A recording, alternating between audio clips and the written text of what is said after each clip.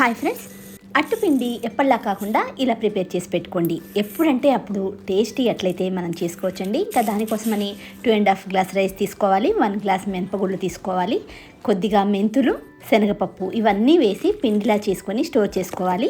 మనం ఎప్పుడంటే అప్పుడు అట్టుపిండిని ఇలా కలుపుకొని కొద్దిగా సోడా ఉప్పు యాడ్ చేసుకోవాలండి. ఇందులో కలిపి హాఫ్ అన్ అవర్ పక్కన పెట్టిన తర్వాత అట్లనేది వేసుకోవాలి.